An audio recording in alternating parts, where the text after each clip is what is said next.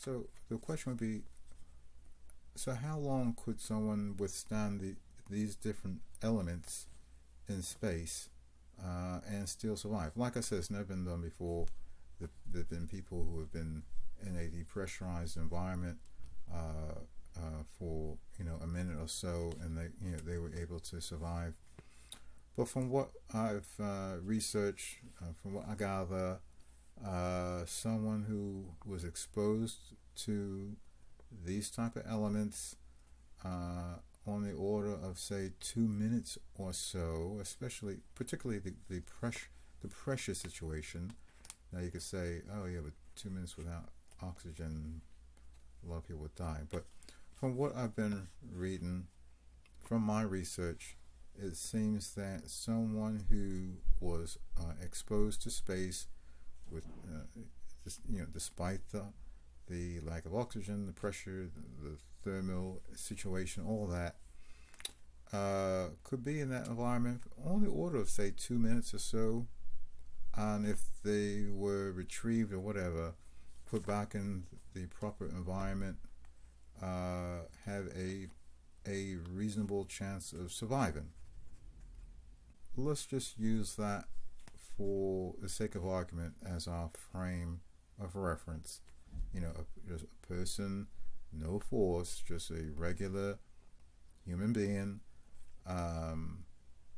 What is the time frame that someone could survive out in space unprotected?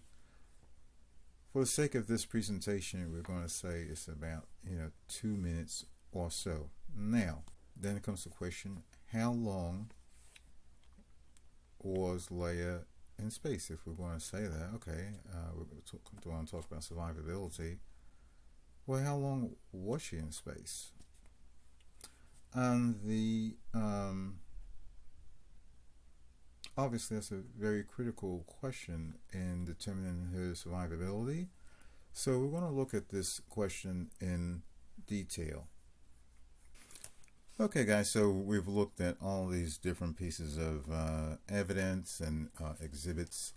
And so what's the take home if we put it all together and submit all this evidence and exhibits to the jury about how long she was apparently in space? We're looking at maybe 2 minutes at a minimum, a reasonable, educated minimum based on the evidence, circumstantial evidence that she was in space.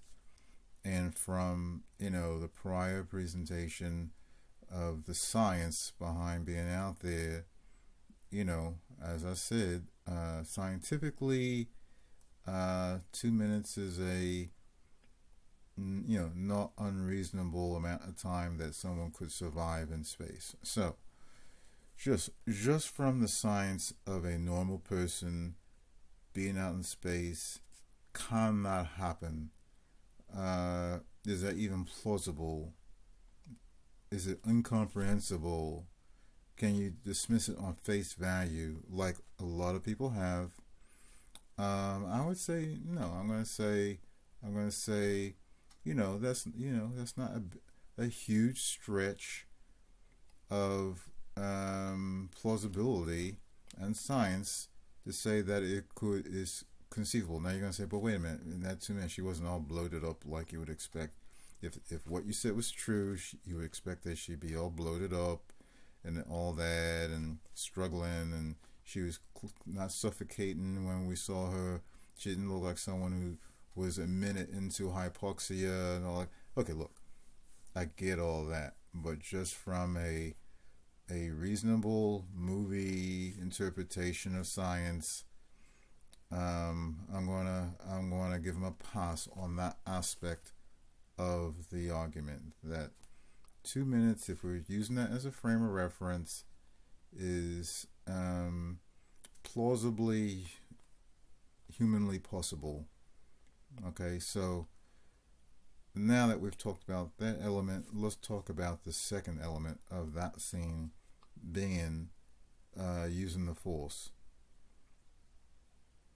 to be out in space and summon herself back onto the bridge. Now, let me share with you what Ryan Johnson says in the audio commentary. Um, and he says a lot more. He has said a lot more in interviews after the movie released, in interviews and everything like that. But let me just share with you what he said in the audio commentary. Now, mind you, this is when the DVD is being produced, so he obviously is giving this, probably went into this. The movie might not have even been released yet. He probably could have been doing this far in advance. So this could well be before there was a backlash and didn't know there was a backlash. So take that into account. But what he says in the audio commentary are several things. So first of all, he says, look, we know that Leia is a Skywalker. Okay? And he concedes that, and I'm quoting now, we've never seen it manifest with her, which is true. Now, frankly, we have seen it manifest in the sense that we know she's force sensitive. We know that she has a force telepathic connection with Luke on occasions and stuff like that. So it's not like she's force naive. We know that she has displayed force sensitivity through little things here and there, little connections here and there. So no one's denying that, wait a minute, we didn't even know she had the force. No, we pretty much have conceded that she has the force and she's force sensitive, but that's all that we've seen. Her display some sensitivity. We have not seen her wield the force at all, and we're not aware of any kind of training. So going back to his comments, and again, quoting him, he concedes that in the scene she's, quote, using the force kind of for the first time. Okay, so he concedes that there's no predicate precedent for her wielding the force. He goes on to say that she's using it, and I'm quoting, almost through instinct, unquote. So to highlight the fact that she's not necessarily consciously doing this. She's probably element of subconsciousness. She did not actively put it in motion. It's somewhat of a self-preservation. If you were to ask her later, she probably wouldn't even have any recollection of it. So that's his comment. And the overall theme that he was trying to express there, that she feels she has a mission, and that, quote, she's not done yet. That's his quote. Also, quote, we're not done.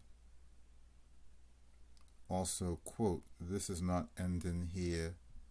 Okay, those are his quotes. So in other words, she feels she has more work to do. She's not going out this way, and her force instincts are taking over to continue the battle, to keep her in play, so to speak.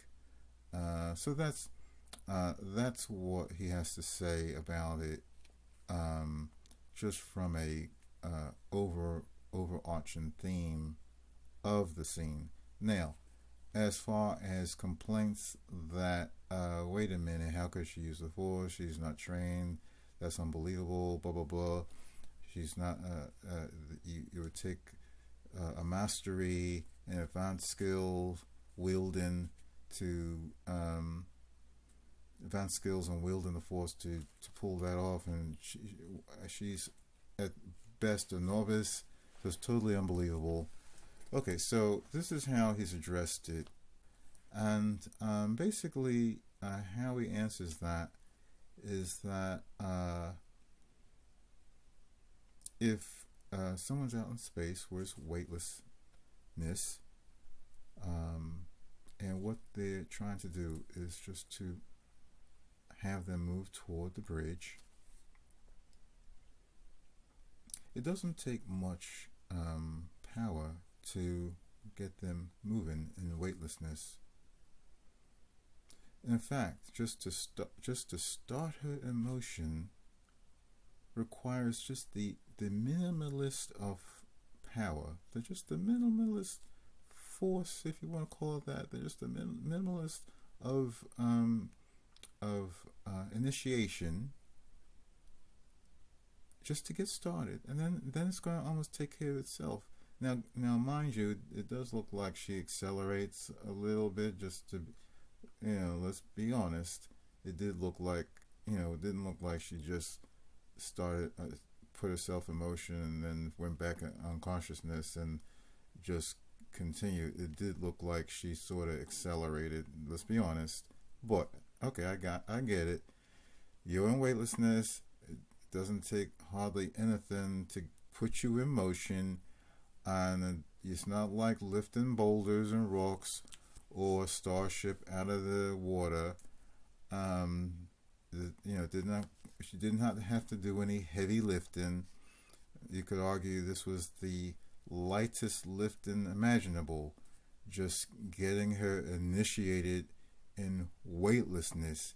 Does not require any massive mastery of skill, of force wielding to pull what she pulled off. Just the minimalist amount of force ability. That's in essence, correct me if I'm wrong, but that's in essence what he's been saying. And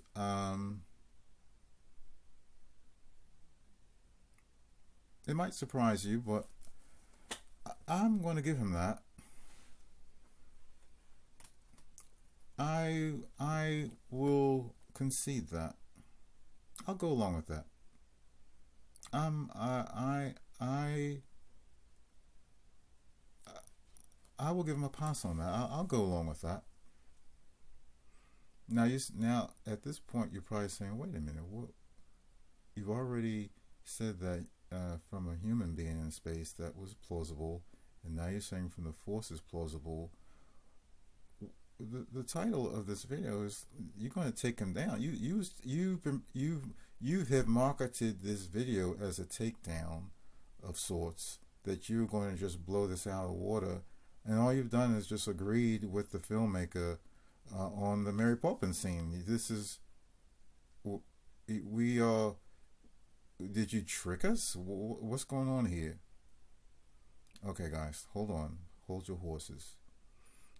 I explained to you that this Mary Poppins event, and I'm not going to call it a scene because there's really two scenes involved.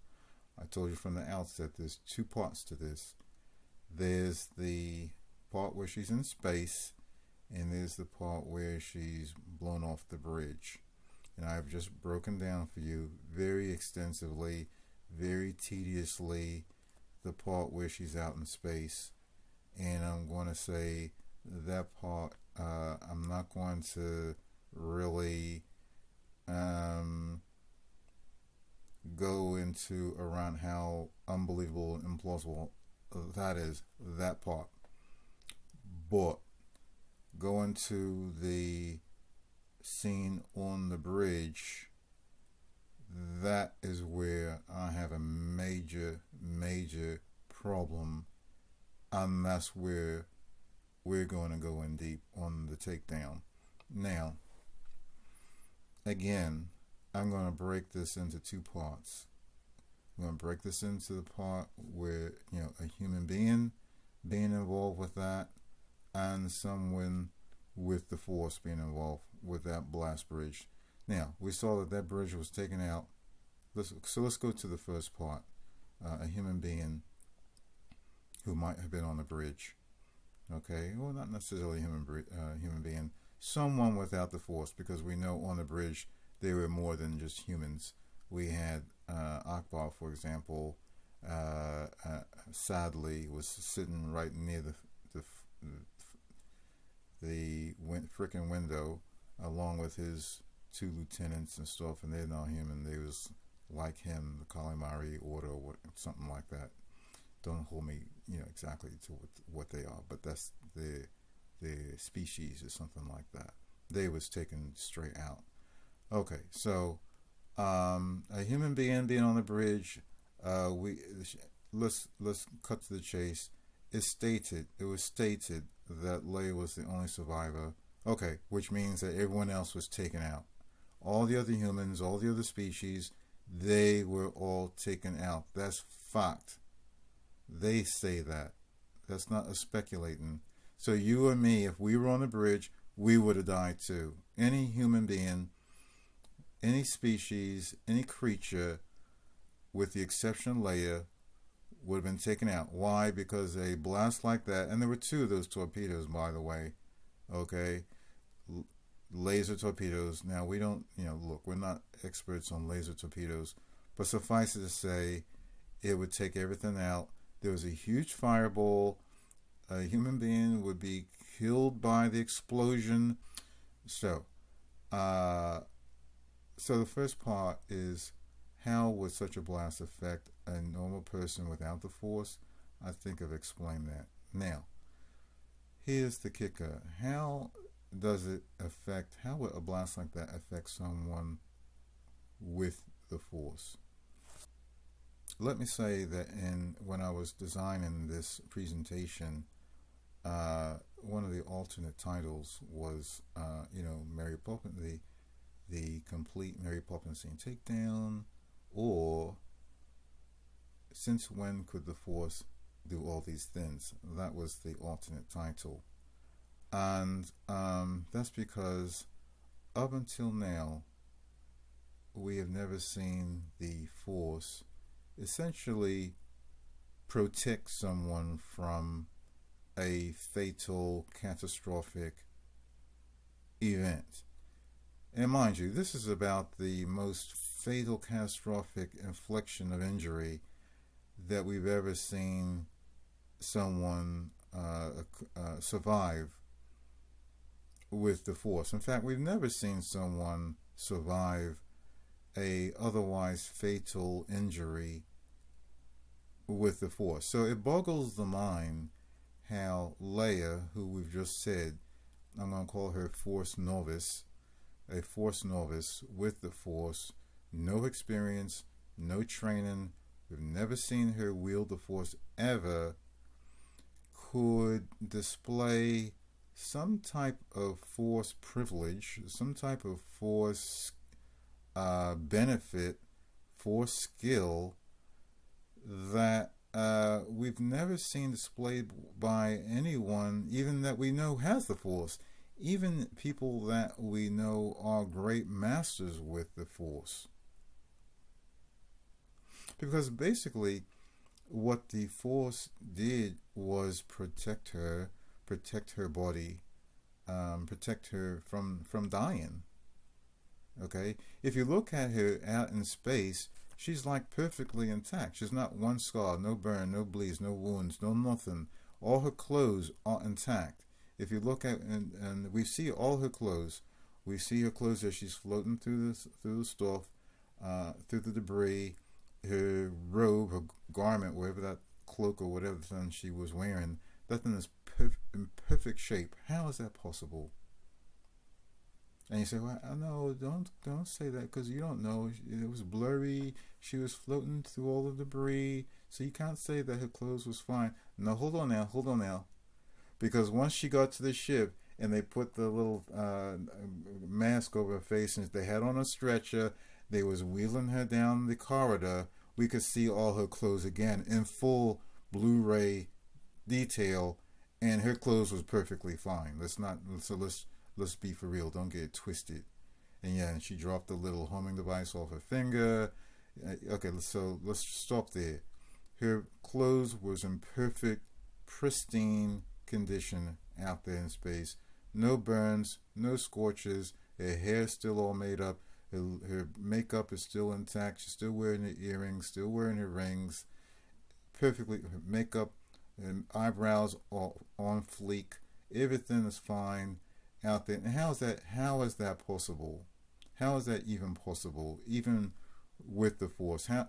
Okay, even if you tell me that with the Force, it protected her body from damage.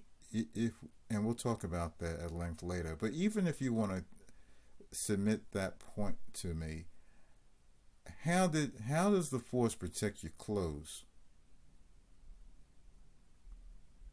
When have we known the Force to protect your clothes?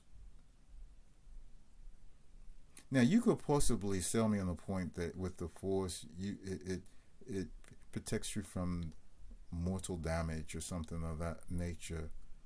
But now to say your clothes is perfectly fine, you're going well beyond that, because now you're implying that there's like uh, a bubble or force bubble or force capsule that extends uh, 10 centimeters around your body, your entire body, that just protects you. It's like a shield or something like that. How does that even make sense? When have we ever seen anything like that ever? That that is totally unlike anything that we have ever seen ever with the Force. That is incomprehensible. That's mind-boggling. That's implausible. That is virtually offensive to all the people who've had the Force who died. Now, mind you, she wasn't even like set up to protect herself. She had a back to facing the window. Now you want to say no, but you could tell she knew it was coming. Okay, and you want to say no, she kind of sensed it was coming, so she put it in play. No, look, first of all, she didn't put nothing in play because she wouldn't know how to put something in play. She had no knowledge of the Force. She probably didn't even know that she could do things with the Force. Never tried, didn't ask for no training from nobody, never got no training. And don't tell me, oh, but you don't know. There's a big time gap. She could have had some training on the side. But stop. Don't even stop. Don't even take that argument. She could have had the advanced skills, but we just don't see anything. We just haven't seen anything. Stop. This lady has never shown the Force. I'm going to make the bold statement. She never got no training from nobody. Luke didn't pull her aside and have secret training. Stop. That didn't happen. Yo, but you don't know. We haven't seen that. Stop. She was Force novice. She never used the Force. Never had no training. She wouldn't know how to activate the Force, initiate the Force to protect herself like that. Blah blah blah. You get the drift. So it's completely incomprehensible that the Force could save her from damage like that. Okay, now let's just say now. Okay, well, she didn't have to know that she had the Force. The Force is within her, and the Force just took over. It was like Ryan Johnson said. It was like an instinct.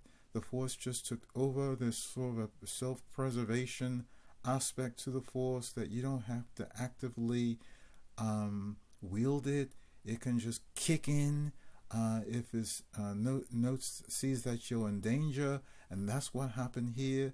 It just like instinctually protected her from damage, from injury. Okay, first of all, now, when have we ever seen this happen? Now you're sort of making up a new power, a new aspect of the Force that's not described anywhere, where it just kind of kicks in instinctually. When has that ever happened? You want to say, oh, remember when Luke was with Obi-Wan Kenobi and he was fighting that little orb that was floating around? He was blindfolded, I think, he was able to battle it. He just relied on instinct. Yeah, but that was after like a lot of training and everything. That wasn't just embedded in him.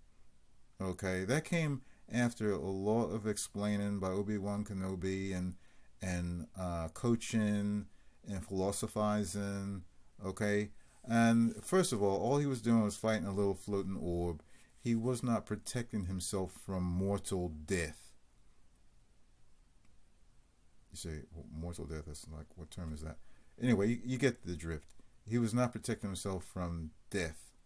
Okay, so extending this further, to say that if you have the Force, you are basically protected from damage. You don't even have to call on the Force. The Force will just kick in automatically, and you're protected. You're protected from mortal damage, and you don't have to be advanced or a master. The fact that you just have it, that's enough. Now, tell me, how does that even make sense? Because if you want to take it there, then you're basically saying that if you have the Force, you are basically impregnable. You are immortal. You are invincible. You defy death. You cannot be killed. I mean, how do you, if that's the case, how do you even kill somebody who has the Force? If you want to take it there, that if you have the Force, you are in essence protected instinctually against damage, any type of damage, fireballs, explosions, then how do you kill somebody with the Force? It seemed to me like people was dying right and left just by lightsabers with the Force. Just from getting one stroke from a lightsaber was killing people with the Force. So how is it that a major bomb blast does not kill you with the Force? Luke Skywalker has been in heaps of danger from lightsabers, and he is a master, had advanced skills in the Force. It didn't seem like he just said, I have nothing to worry about. I can't be killed. So go give it your best shot, because I can't be killed. I got the Force. I'm a made man. I'm good. You can't touch me. How does that kick into anything? How do you justify that? How do you explain that? What you're saying is, if you have the Force, you cannot be killed by injury. Okay? Look at Snoke. He probably has the most advanced Force powers we've seen in the entire franchise. He was linking up Force telepathies across galaxies, light years apart, manipulating people, not even setting up these Force telepathies, but implanting subconscious ideas within the all these subtleties and nuances he was achieving through his mastery of the Force. Well beyond what we've seen. Even that's well beyond what we've seen. And even with his mastery, his advanced mastery of the Force, he couldn't survive just being impaled by a lightsaber that was sitting right beside him. So if he can't even foresee or survive an impalement by a simple lightsaber, how is it that Leia, who's not a master, a novice, never used it, didn't know she had it, can survive a bomb blast? How does that make sense?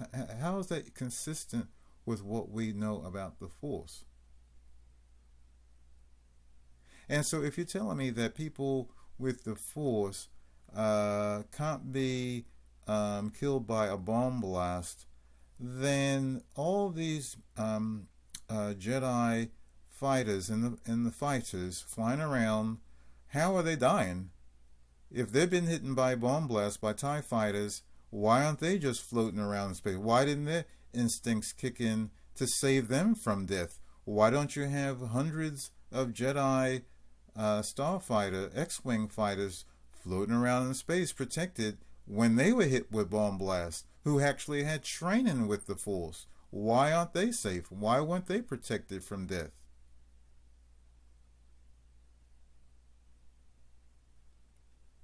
Now you're going to say, oh no, well that's different because Jedi's, first of all, Jedi's, they weren't in those starfighters. They were mostly lightsaber wielders. They was mostly on the ground.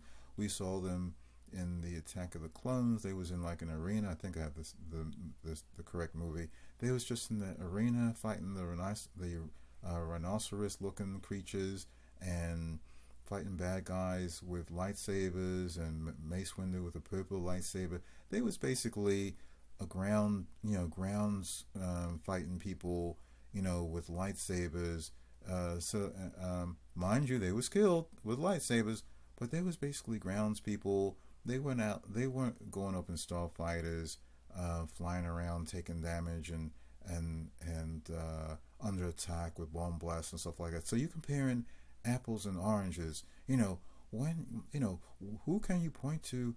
When have you seen a Jedi in a starfighter? No, that Mace Windu, you never saw him in a starfighter. No, Doku in a starfighter. Yoda flying a star. You never saw a Jedi in a starfighter. So that question, that premise you're setting up, just doesn't make sense, because we've never seen a Jedi.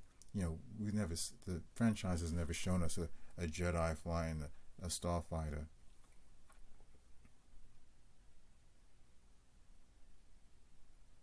Let me give you one example of a Jedi that is known to fly a starfighter. How about Luke Skywalker? So before you go telling me, oh, Jedis, they weren't flying around in starfighters. Those were like trained pilots, and the Jedis were just on the ground. Jedis weren't up in stuff. Luke Skywalker was plenty in a starfighter. He's known for being in a starfighter. He had his own starfighter. He was fighting in on them battles with starfighters. He destroyed the Death Star in a freaking starfighter. That's his calling card, a darn starfighter. That's how we got from point A to B. He was always under attack by starfighters. Darth Vader shot on him with a laser that could have just killed him. He wasn't flying around saying, oh, I'm not worried about no Darth Vader because I got the Force and I'm going to survive the bomb blast anyway. No, he could have. He needed Han Solo to save him in that scene, or he would have been blown up. Luke Skywalker flying around all the time in a starfighter. So don't tell me that Jedis don't fly starfighters. That's just incorrect. Because Luke Skywalker, as advanced as he was very concerned about being hit by a bomb blast while in a starfighter. So this idea that if you have the Force, you are somehow protected from a bomb blast, or you can survive a bomb blast, just goes against everything that we've seen for a ton of years in the whole franchise. It goes against everything that we know about the Force and what we've seen evidence before. It just sets a whole new precedence in what it goes way beyond anything we've ever seen with the Force. So it's just so illogically conceived, just flies in the face of what we've seen with the Force. Is a total new invention of what you can do with the Force. When you put out a Star Wars movie, you are allowed to deviate a little. You are allowed to extend the envelope of what we know, but you just can't just totally make up something that is just far-fetched, just way beyond what we know. You just can't just go ransack everything that we understand about the Force, especially something about the Force, which is part and parcel to the whole darn franchise. I mean, the Force is at the core of it. The Force is at the core of it. So you can tamper with it a little bit, you can meddle with it a little bit, but you just can't just totally make up your own whimsical, fantastic capability of the Force with no precedent, no predicate, no logic behind it, not based on any type of history, just out of the blue, create something that cannot be explained from precedent in the entire franchise. So that's I have a major problem with that. A major problem with that. Now, I conceded, I gave you a pass on her being out in space and the fact that she was out there in space, exposed to space, used a little bit of force to pull herself onto ship. I'm going to give you a pass on that. But her surviving the bomb blast, which sets up that flotation scene, the bomb blast, surviving the bomb blast, is just totally incredible, totally disturbing. Is just not fair to devotees of the franchise that you would take the Force to these way fantastical limits that we've never seen. So that's really my take on the whole quote unquote Mary Poppins scene. I encourage you again to subscribe. We've got a lot more. I think you'll like the whole package. I enjoy being with you here today. Look out for the further videos that is coming. I got some more doozies on the way. Look out for them. I will see you next time. Bye bye now.